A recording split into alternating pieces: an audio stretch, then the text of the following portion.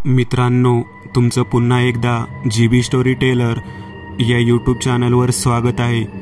आजच्या आपल्या गोष्टीचं नाव आहे रग्या, लेखक सागर न्यायनीत। पण गोष्ट सुरू करण्याआधी जर कोणी या चॅनलवर पहिल्यांदाच आलेले असाल तर त्यांनी ह्या चॅनलला सबस्क्राईब करायला विसरू नका। चला तर मग अजिबात वेळ न घालवता गोष्टीला सुरुवात करूया।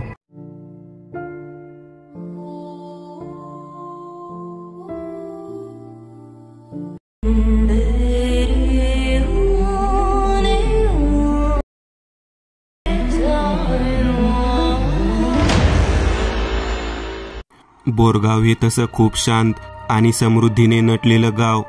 सगळे गुण्या गोविंदाने वास्तव्य करत होते। जवळच येरळा नदी बारमाही वाहत असल्याने पाण्याची कमतरता नव्हती। सगळी जमीन सुपीक असल्याने सगळ्यांची परिस्थिती चांगली होती। लोक शिक्षित होते। लोकसंख्या कमी असल्याने सगळे एकमेकांना ओळखत होते। एकंदरीत गावाला नजर लागावी असं गाव होतं। पण म्हणतात ना, सुखाबरोबर दुःख पण येते। बोरगावमध्ये बहुतेक लोक शेती करत होते। जे उच्च शिक्षित होते ते नोकरीनिमित्त मुंबईत वास्तव्यास होते।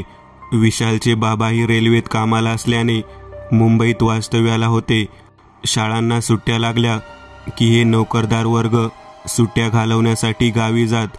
यंदा विशालचे 10वीचं वर्ष संपले आणि सुट्ट्या लागल्या। त्याला असं वाटत होतं की कधी एकदा गावी जातोय आणि आपल्या मित्रांना शंकर, पंकज, सागर यांना भेटतोय। वारंवार तो पंकजला फोन करून मी अमुक दिवशी येणार, मला न्यायला तुम्ही सगळे या। हे तिघे पण त्याच्याच वयाची। त्यांनी पण 10वीची परीक्षा दिलेली। चौघांची लहानपणापासून मैत्री एकदम घट्ट अशीच होती। त्यात विशाल वर्षातून एकदा गावी यायचा, त्यामुळे सगळे भावनावश होऊन जायचे आणि आपला मित्र येणार म्हणून सगळ्यांची धावपळ व्हायची। मित्रासाठी कच्चे आंबे, चिंचा, बोरे ते जमा करत आणि विशाल आला की त्याला मैत्रीची शपथ घालून खायला लावत। विशाल पण त्यांच्या शब्दाला मान देऊन ते पदार्थ खात असत। विशाल ही आपल्या मित्रांसाठी काही ना काही घेऊन येत असत। यंदा त्याने शंकरसाठी एक पुस्तक घेतलेले। शंकर या सर्वांमध्ये हुशार होता। पंकजसाठी त्यांनी जुना टेप रेकॉर्ड घेतला होता। पंकजला खूप आवड होती।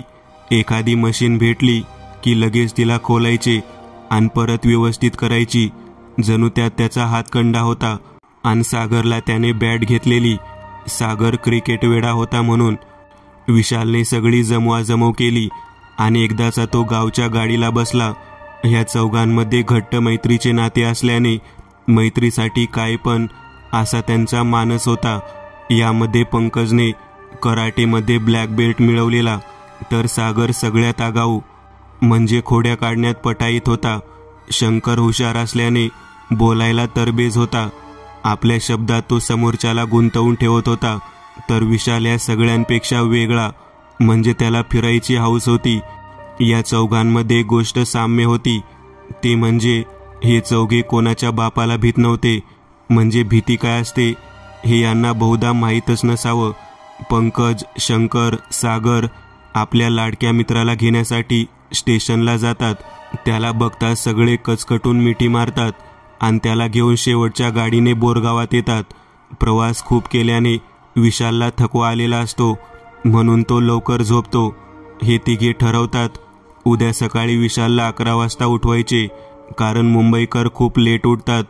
असे ठरवून ते आपल्या घरी जाऊन झोपी जातात। याच गावात मागच्या महिन्यात येरळा नदीवर जो बंधारा होता त्यावरून एकाने दारूच्या नशेत उडी मारून जीव दिलेला। त्यामुळे एकटा असं कोणी नदीवर जात नसे। तो हादसा झाल्यापासून तिकडे कोणी जास्त फिरकतच नव्हते। जे जात होते त्यांना असं काही वाटत नव्हतं, फक्त मनात एकच यायचं, इथून त्यानं उडी मारून जीव दिलेला। बाकी भीती वगैरे काही वाटत नव्हती, पण तरी पण लोक तिकडे जात नव्हते। सकाळी 11 वाजता हे लोक विशालला उठवतात। विशाल उठून पटकन फ्रेश होतो। सगळे नाश्ता करतात। तेवढ्या सागर बोलतो, चाल की लेकानो, बॅट बॉल खेळूया, आपला बाप्या पण आलाय। विशालचे टोपण नाव। पंकज त्याला खडसावत बोलतो, येडा आहेस काय, 12 वाजायला आलेत, एवढ्या उन्हात तुझ्या बानं खेळलेले का, मारायचे काय उन्हात खेळून। जवा तवा कसं काय बॅटन बॉल सुचतं. सागर गप्प बसतो. तेवढ्या शंकर विशालला बोलतो, चला आपण जांभळीला जाऊ. तसं विशाल चालतंय की म्हणाला आणि सगळे मग जांभळीला जायला निघतात. गावापासून दूर माळावर सुतार टेकडी होती. त्याच्या पुढे जांभळीची खूप झाडे होती. ते तिकडे जाणार होते. उन्हाळ्याचे दिस असल्याने वाऱ्याच्या उष्ण झळा लागायच्या. सगळ्यांनी डोक्यावर टोपी घातलेली आणि गप्पा गोष्टी करत ते जांभळीला निघालेले.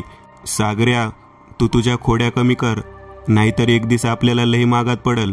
पंकज सागरला बोलला, पंक्या तू गप, मी खोड्या नाही काढत. जो कोण बोलत नाही त्यांना शिव्या घालायला भाग पाडतो. तुला बघायचं का? असं म्हणून तो रोडच्या बाजूला सोपान जाधवच्या शेडमध्ये बांधलेली म्हैस सोडतो आणि लगेच रोडवर पळत सगळ्यांसोबत चालू लागला. सोपान एकदम शांत माणूस, कोणाला काही न बोलणारा. तो त्याच्या शेडमध्ये आल्यावर म्हैस नाही हा बघून त्याचा पारा चढतो. शिव्या हसडत तो इकडे तिकडे बघू लागतो. तसे हे चौघे त्याला पुढे सुतार टेकडीकडे जाताना दिसतात. तसं त्याला उद्देशून, अय माकडांनो, माझी म्हैस दिसली का? तसा सागर सोपानला, आईला काका कधी बाळण झाला, बोलला नाही काय?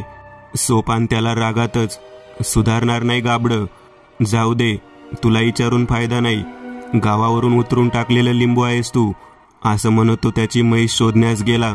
सागर कॉलर उडवत, बघितलं का काय बरळत गेलं ते? मी उतरून टाकलेला लिंबू आणि तुम्ही मिरच्या लटकत्या. एकटा हसत त्याला बघून सगळेच हसतात. नदीचा पूल ओलांडून ते पुढे जातात. तेवढ्यात, अरे बाप्या, तुला माहीत झालं का? मागच्या महिन्यात एक माणसाने दारू पिऊन जीव दिला आपल्या नदीव. पंकज बोलला, हां, पप्पांना गावावरून सागरच्या सुन्याचा फोन आलेला. असं होय, ही जवन जसं आहे तसाच याचा बापन.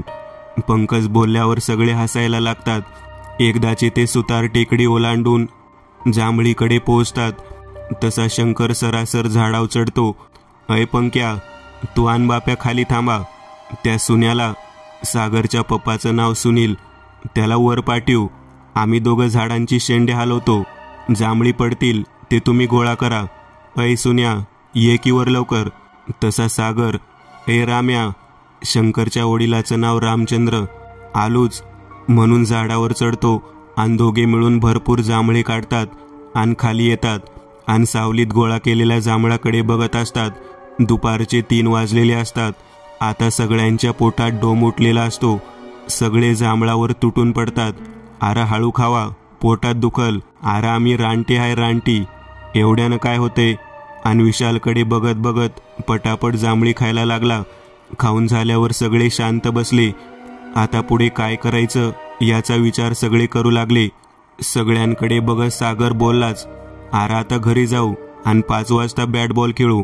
रात्री जेवण करायला विशालच्या घरी जाऊ, जेवण करू आणि हनुमान मंदिरावर झोपायला जाऊ.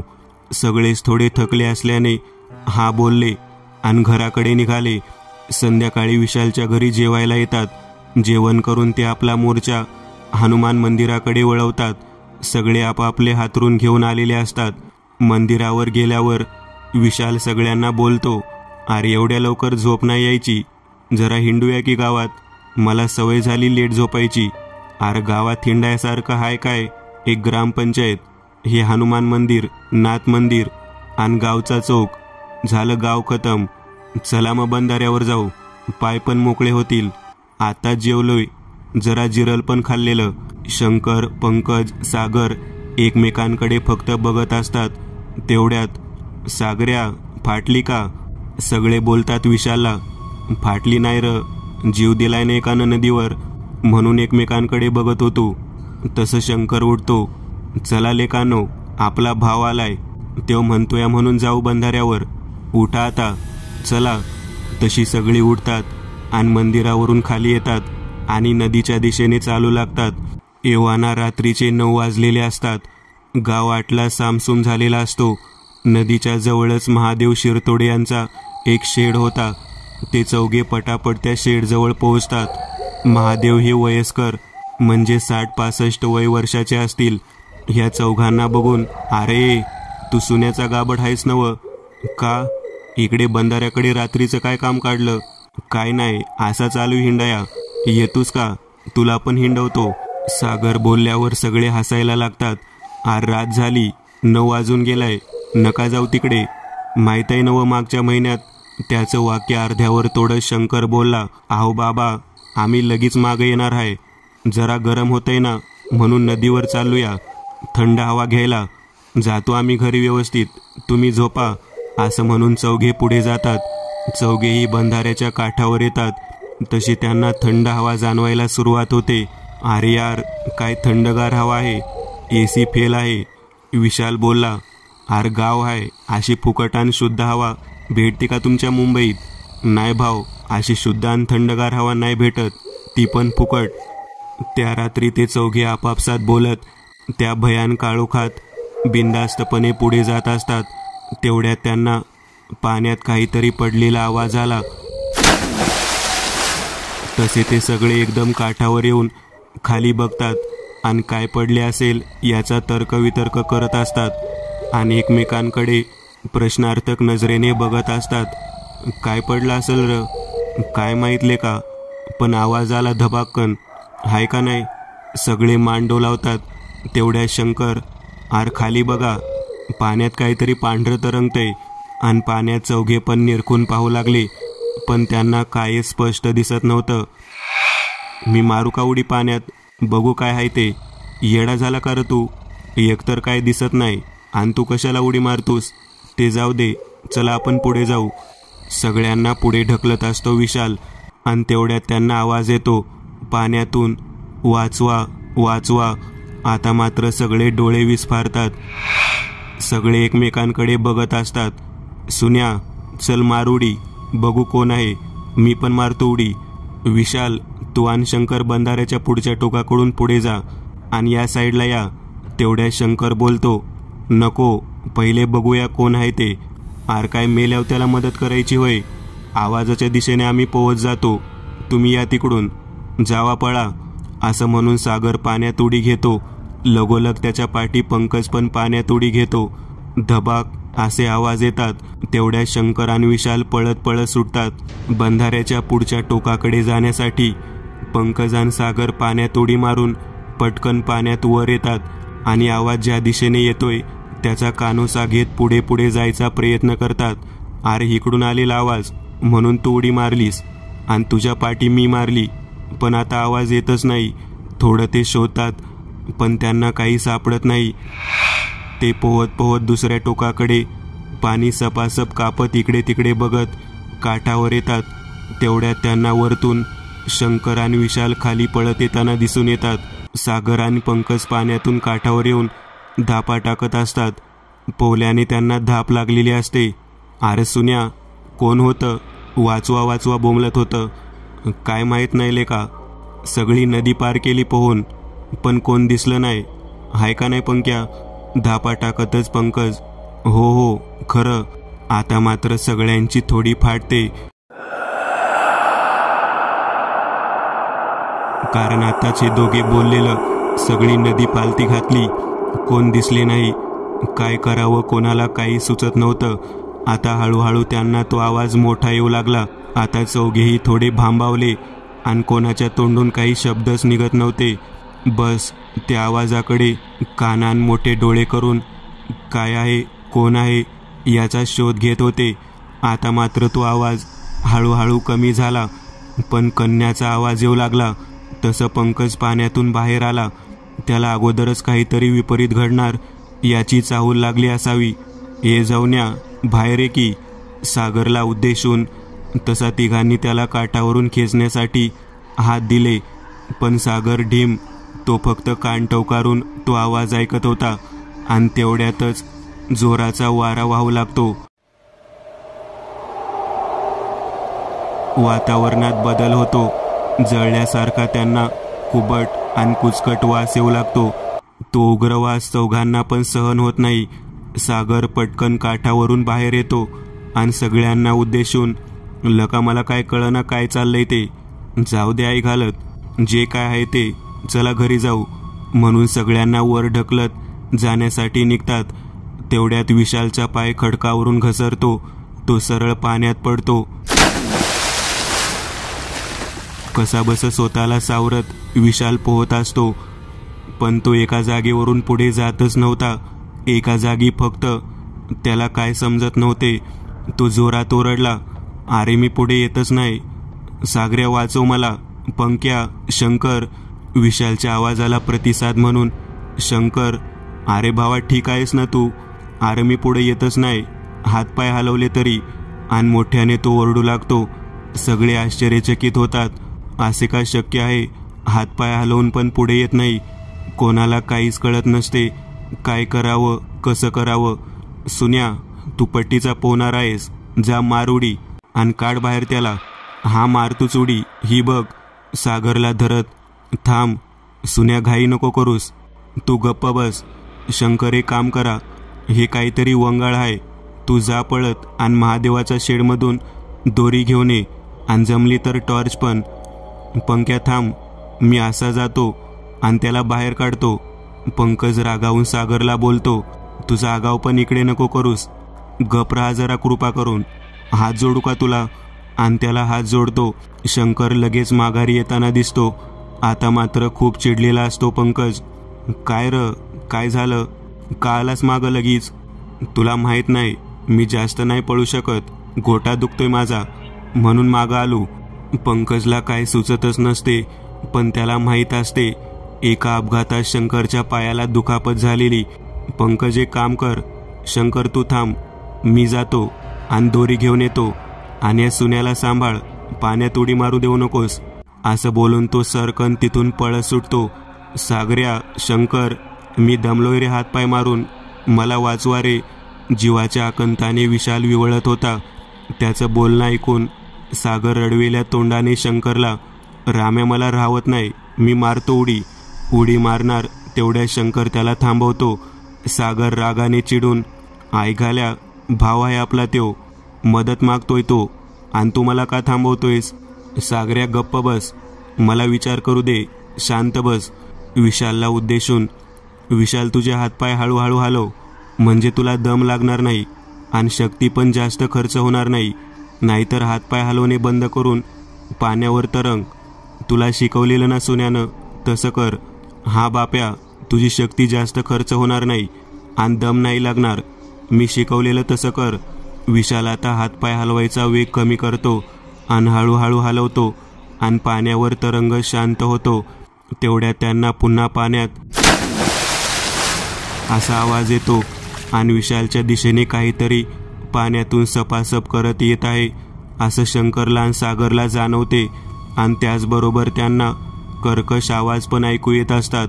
कुत्र्याचे विवळणे, रडणे, असला भेसूर आवाज. नेमकं काय चाललंय काय कोणाला कळत नव्हतं. आणि तेवढ्या शंकर आणि सागरला जे दिसते ते अविश्वसनीय असं होतं. त्यांनी असं कधी काही पाहिले नव्हते. त्या पाण्यातून विशालकडे जे येत होतं त्याचं रूप एवढे भयानक होतं की बस. सागर, मी बघतोय तेच तू बघतोयस का? सागरकडे बघत सागरची बोबडी वळलेली. त्याला बस आता बेशुद्ध व्हायचं बाकी होतं. समोर काय चाललंय त्याच्यावर त्याला काय उमजत नव्हतं. आणि विशाल त्या कुरूप रूपकडे बघून डोळे मिटून आपले सगळे संपले, आपला खेळ खतम या विचाराने वाट बघू लागला. शंकरला दिसले ते कमीत कमी 10 फूट उंच असेल. मानव कवटी अर्धी तुटलेली, त्याला मांस लोंबकाळत होते. डोळ्याच्या खोबण्या बाहेर आलेल्या, छातीच्या बरगड्यातून सगळे रक्त खाली पडत होते. त्याच्या हातावर काय तर खोलवर घुसल्यासारखं होतं. आणि ते अकराळ विक्राळ रूप बघून आता मात्र सागरची शुद्ध हरपली आणि तो तिथेच कोसळला. तेवढ्यात त्या अकराळ विक्राळ रूपाने विशालकडे मोर्चा वळवला. त्याला पाण्यातून उचलणार तेवढ्या शंकर जोरात ओरडला, ए थांब, काय केलं आम्ही? तू आमच्या मायतावर उठलायस. ते अकराळ विक्राळ रूप एक नाही दोन नाही, फक्त हसत होतं आणि विशालवर चाल करणार. तेवढ्यात पुन्हा शंकर त्याला बोलतो, हे बघ, मी तुला शेवटचं विचारतोय. हे ऐकून त्याला चेव आला. एवढासा साधारण मुलगा त्याला चेतावणी देत होता. त्याने शंकरकडे पाहिले आणि त्याच्या डोळ्यातून आग ओकत होती आणि तो बोलला, मी रग्या आहे. पंकज धापा टाकत जोरात पळत महादेवच्या शेडजवळ येतो. आणि मोठ्याने ओरडतो, म्हादाबा म्हादाबा. महादेवाचा नुसता डोळा लागलेला असतो. तो पंकजचा आवाज ऐकून बावचळला आणि डोळे चोळतच त्याला बोलला, काय र, काय झालं बोंबलायला? पंकज धापा टाकतच, हां सांगतो. जरा मोठ्याने श्वास घेतो आणि बोलतो, मुंबईहून आलेला बाप्या, मधूचा पोरगा पाय घसरून पाण्यात पडला. पवा येतंय त्याला, पण तो एका जागवनं पुढं येणं झालाय. उठा, मला दोरी द्या पटकन आणि बॅटरी पण द्या लवकर. मादाबा लवकर द्या. महादेव आपल्या शेडमध्ये असलेला 30-35 फुटाचा कासरा घेतो आणि त्याला देतो आणि उसाला पाणी पाजताना डोक्याला घालायची बॅटरी घेतो आणि पंकजकडे कासरा देत, तू हो पुढं, मी आलोच बिगी. तसं पंकज मागचा पुढचा विचार न करता कासरा घेऊन पळत सुटतो. मनात फक्त विशालला पाण्यातून बाहेर कसा काढायचा याचा विचार येत असतो. मध्येच तो ठेस काढला आणि त्याच्या पायाच्या अंगठ्यातून त्याला कळा जाणवू लागतात. तरी पण त्याला त्याची फिकीर नसते. बस आपला मित्राला लवकरात लवकर मदत केली पाहिजे याच विचारानं जीव मुठीत घेऊन तो पळत होता. महादेव पण त्याच्या पाठी डोक्याला बॅटरी लावून झपाझप चालत जात होता. वय झाल्याने त्याला जोरात चालणं जमत नव्हतं. तरी पण म्हातारं झपाझपा चालत झक मारायला गेलेला नदीवर. म्या म्हणत होतो नका जाऊ, पण सुन्याचं गाबडं ऐकल तर खरं. काय झालं असेल देवाक ठाऊक, असं स्वतःशी म्हणत तो पुन्हा झपाझप चालू लागला. रग्या, कोण रग्या? सोड माझ्या भावाला, शंकर बोलला. ते अकराळ विकराळ रूप शंकरकडे सुडाच्या भावनेने बघत, अजिबात नाही सोडणार, एकाला मारणार आणि बदला घेणार. हसत त्याने एका हाताने विशालला उचलले. विशालने तर डोळेच मिटलेले. डोळे उघडल्यावर त्याला जाणवले तो पाण्यातून 4 फूट उंचीवर हवेत तरंगत होता.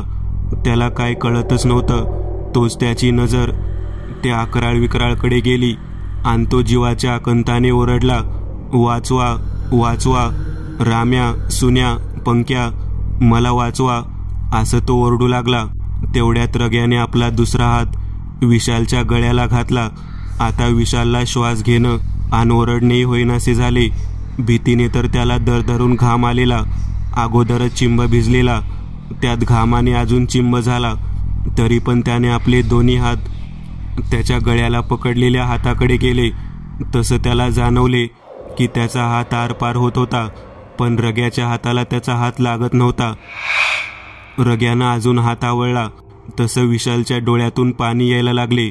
विशालला जाणवले त्याचे डोळे थोडेसे बाहेर येत आहेत.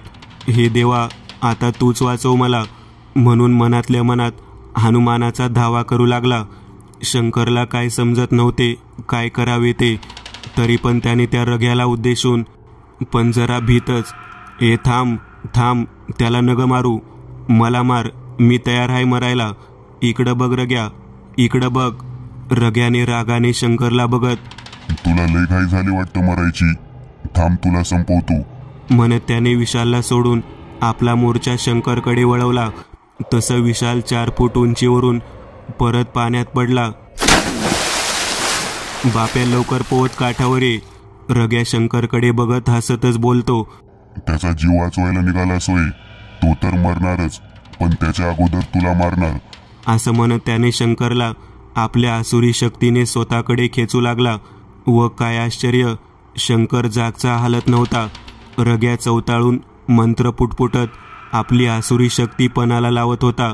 जरा शंकरवर हवेत उचलल्यागत व्हायचा आणि परत जमिनीवर यायचा. शंकरला जाणवलं की त्याच्या खांद्यावर कोणाचा तरी हात आहे.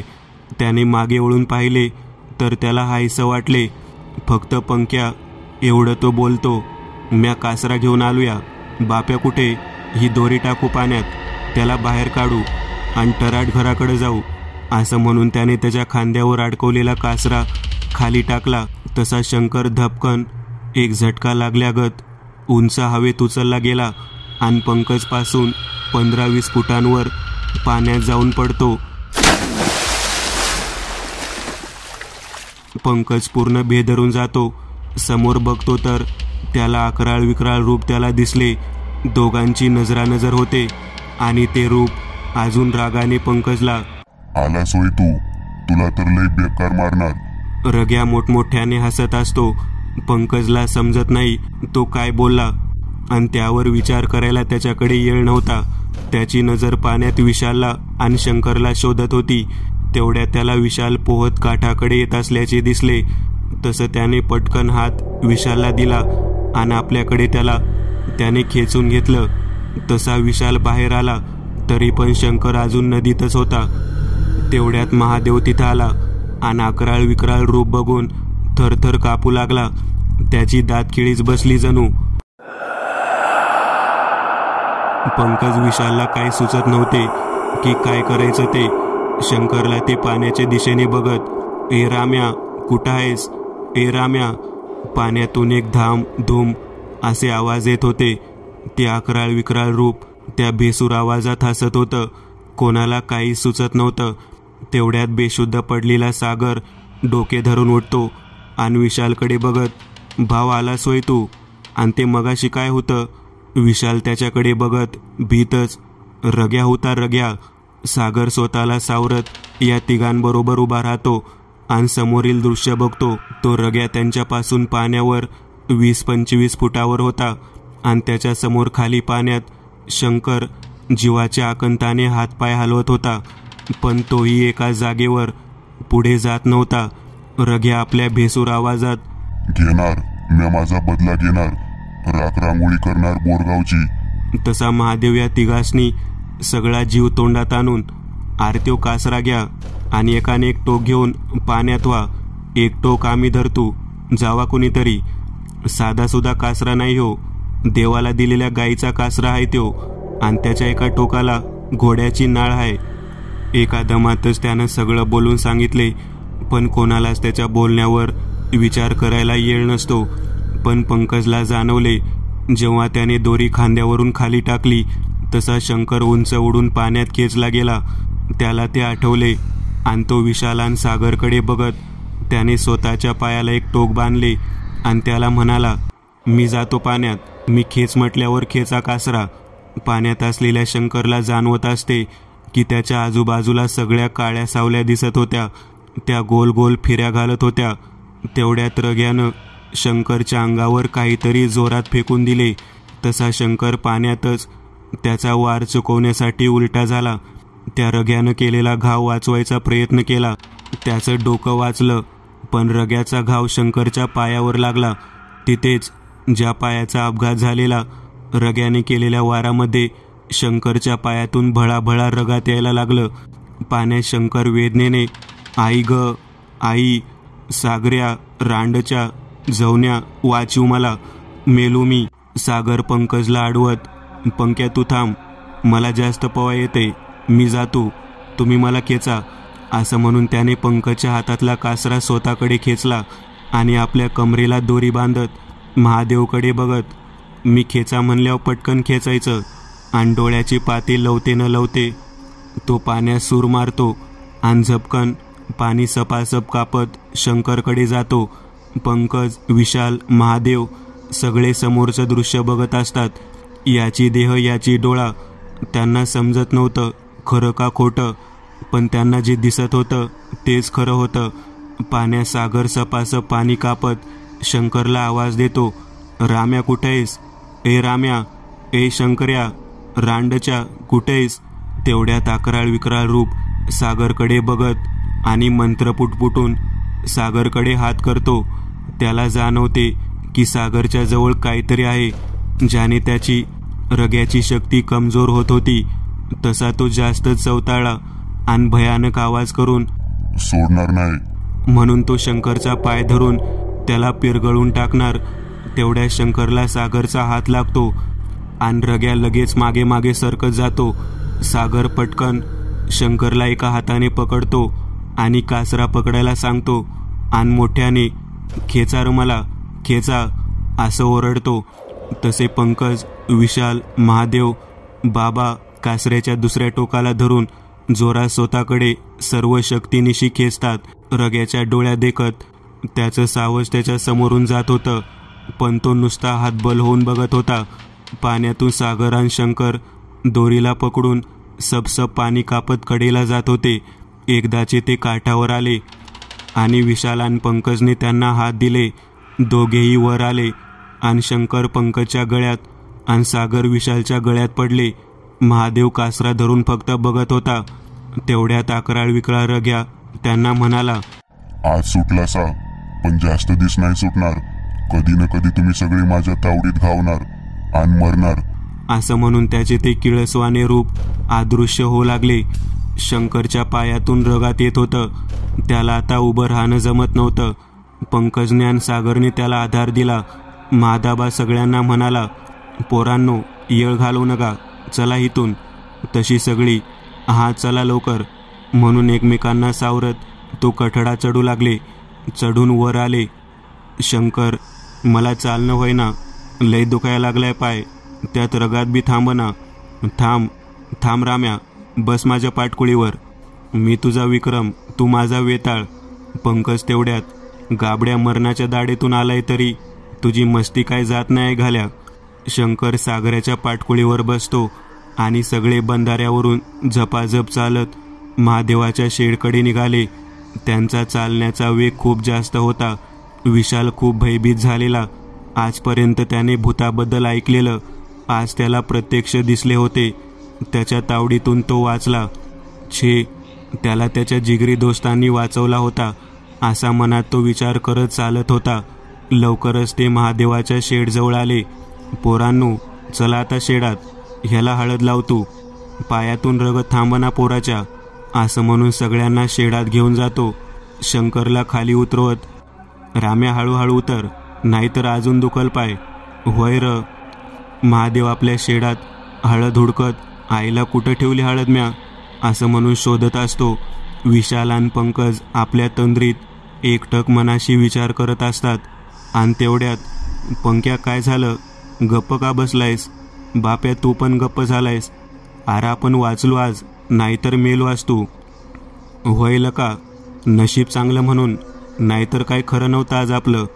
तेवढ्यात महादेव हळद घेऊन, ए पोरा, बघू कुठं लागले, आणि त्याच्या जखमेवर हळद लावतो आणि बोलतो, आता जरा बरं वाटेल तुला. कसलं बरं वाटतंय? झणझण करायला लागले हळदीने. पाय पहिला कमी दुखत होता, आता झणकारतोय पाय माझा. अरे दमधर वाईज, ठीक व्हायला येळ लागल, पण ठीक होईल. आणि सगळ्यांच्या बाजूला येऊन बसतो. आता सगळेच गप्प असतात. तेवढ्यात महादेव, तुम्हासनी बोललेलो, जाऊ नका तिकडं, ऐकलेलं का माझं? या सुन्याच्या गाबड्यानं बापाव गेलाय जाऊन. काय झालं असतं म्हणजे? शांत व्हा बाबा, आहे ना आपण ठीक आता, सगळे जरा शांत व्हा, असं म्हणून सगळ्यांना म्हणतो. मला एक प्रश्न पडलाय, रग्या कोण आहे? आणि तो पण नदीवर. तेवढ्या शंकरान सागर, अरे आजपर्यंत नाव नाही ऐकलं कधी रग्याचं. कुठं? पण मगाशी ते म्हणाले, म्या रग्या आहे, असं म्हणून एकमेकाकडे बघू लागले. त्यांना काय समजत नव्हते.